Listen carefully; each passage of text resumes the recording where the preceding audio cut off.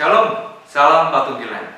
Bapak Ibu dan Saudara yang dikasihi Tuhan, pada saat ini kita kembali bertemu di dalam persekutuan kita di ibadah Minggu pada saat ini. Maka sebelum kita bersama-sama membaca dan merenungkan firman Tuhan, mari kita berdoa terlebih dahulu. Tuhan Allah Bapa kami yang baik, bersyukur kami memiliki Engkau yang senantiasa ada untuk menyertai, menuntun, membimbing kami. Pada saat ini pula kami bersama-sama menyatukan hati kami untuk memuji mempermuliakan nama-Mu. Dan sejenak kami akan membaca serta merenungkan sabda-Mu. Sertai tuntun kami ya Bapa, agar kami dapat benar-benar memahami maksud firman-Mu, sehingga dapat menjadi pelita di dalam kehidupan kami. Bersabdalah ya Tuhan, kami siap untuk mendengarkan. Amin. Mari jemaat yang dikasihi Tuhan, kita bersama-sama membuka Alkitab kita dari Injil Yohanes pasal yang ke-20. Injil Yohanes pasal yang ke-20 ayat yang ke-19 sampai 23. Yang demikian bunyi firman Tuhan. Yesus menampakkan diri kepada murid-muridnya.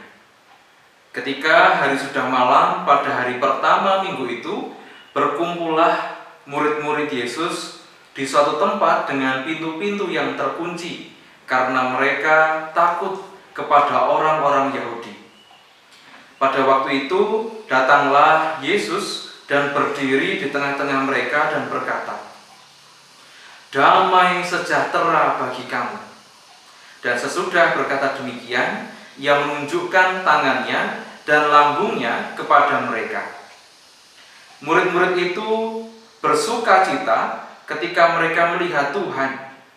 Maka kata Yesus sekali lagi, "Damai sejahtera bagi kamu. Sama seperti Bapa mengutus aku, demikian juga sekarang aku mengutus kamu."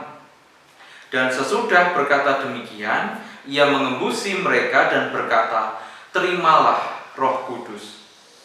Jikalau kamu mengampuni dosa orang, dosanya diampuni.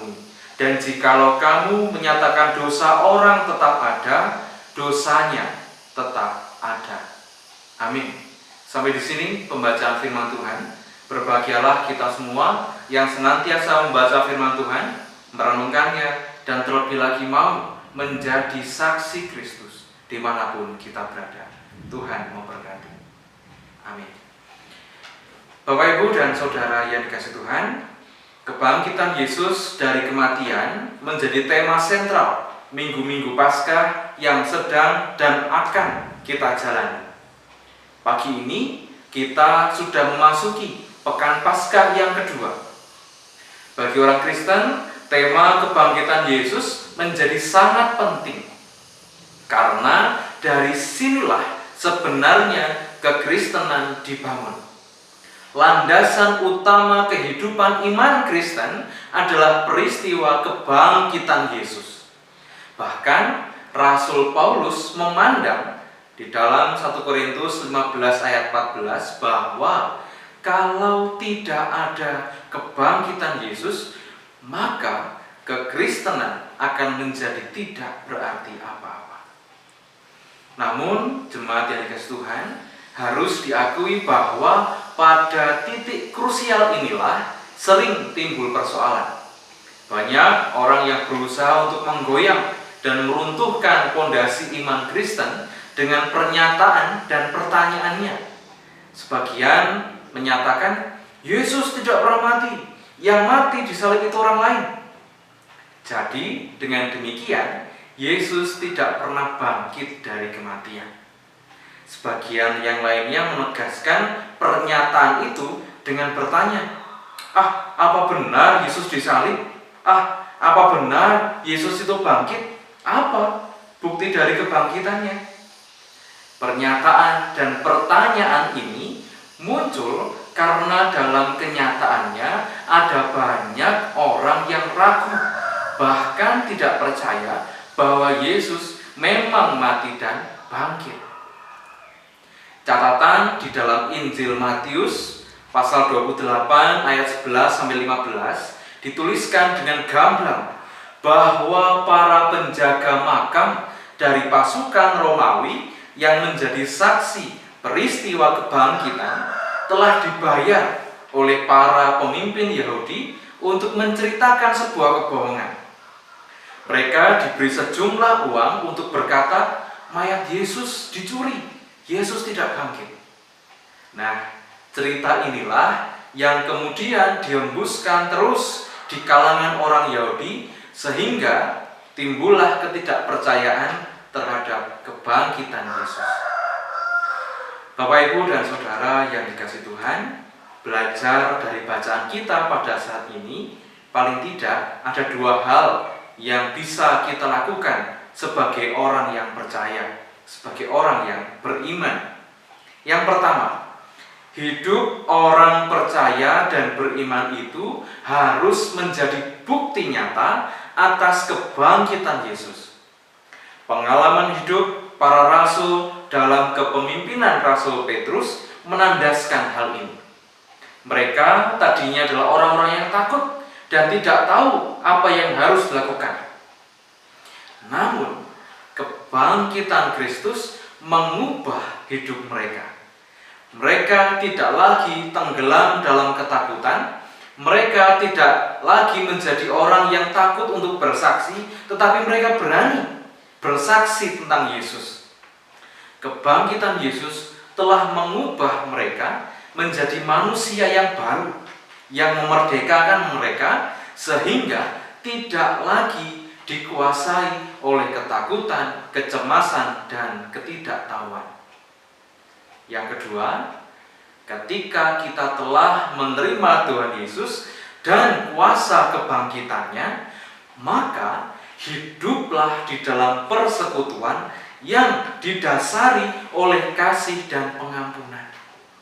Simaklah kembali yang terjadi dalam perjumpaan singkat Yesus dengan orang-orang yang ketakutan itu, para muridnya. Mereka telah diubahnya menjadi komunitas kasih.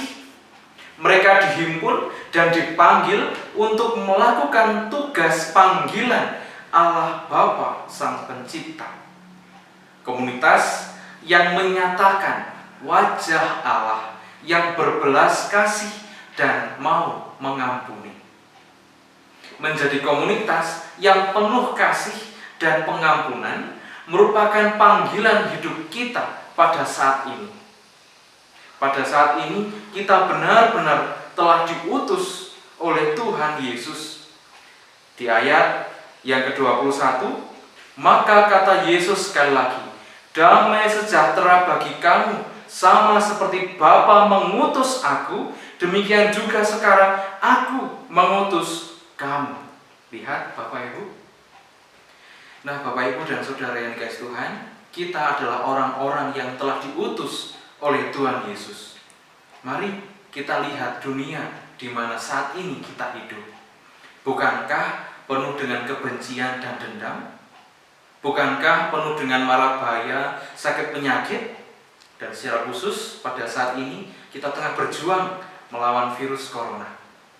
Oleh karena itu pada titik inilah kita dipanggil dan diutusnya untuk semakin merajut kasih, merajut pengampunan, serta menuai kedamaian. Kita diutus untuk bersaksi, menyatakan kehendak Allah, menyatakan wajah Allah yang berbelas kasihan dan mau bersaksi bertindak untuk sesama yang membutuhkan. Oleh karena itu, Bapak, Ibu, dan Saudara yang dikasihi Tuhan, teruslah bersaksi, teruslah menyatakan kasih dan pengampunan Allah. Tuhan pasti memberkati. Amin. Mari jemaat yang dikasihi Tuhan, kita bersama-sama menyatukan hati, kita berdoa. Dengan penuh ungkapan syukur, kami menghadap kehadirat-Mu, Allah Bapa kami, Sang Empunya kehidupan ini. Bersyukur atas setiap anugerah, bersyukur atas setiap berkat, bersyukur atas setiap cinta kasih yang Engkau limpahkan di dalam kehidupan kami.